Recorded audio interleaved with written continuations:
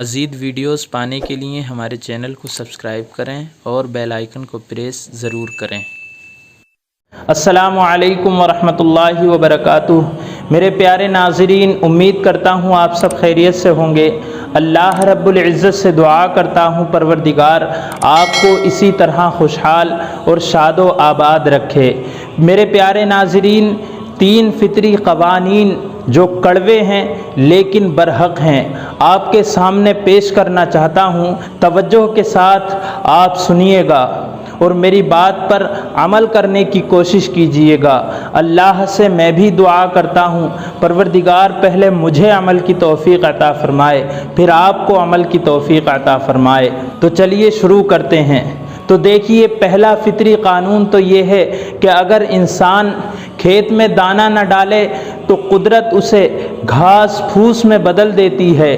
اسی طرح انسان اگر اپنے دماغ کا صحیح استعمال نہ کرے تو پھر فکر اس کو اپنا گھر بنا لیتی ہے اور پھر اس میں الٹے سیدھے خیالات آتے ہیں اور پھر یہی دماغ شیطان کا گھر بن جاتا ہے۔ دوسرا فطری قانون، جس کے پاس جو کچھ ہوتا ہے وہ وہی کچھ بانٹتا ہے۔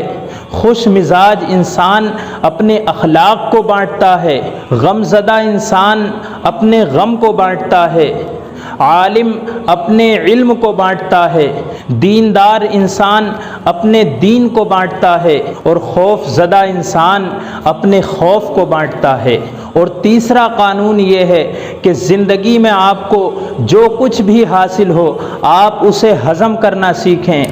کھانا ہضم نہ ہونے پر بیماریاں پیدا ہوتی ہیں، اسی طرح سے مال و دولت ہضم نہ ہونے پر ریاکاری پیدا ہوتی ہے، بات ہضم نہ ہونے پر غیبت اور چغلی بڑھتی ہے، اسی طرح سے تعریف ہضم نہ ہونے پر غرور میں اضافہ ہوتا ہے، مذمت ہضم نہ ہونے کی صورت میں دشمنی بڑھتی ہے، غم ہضم نہ ہونے کی صورت میں مایوسی بڑھتی ہے، اقتدار اور طاقت ہضم نہ ہونے کی صورت میں خطرات بڑھتے ہیں۔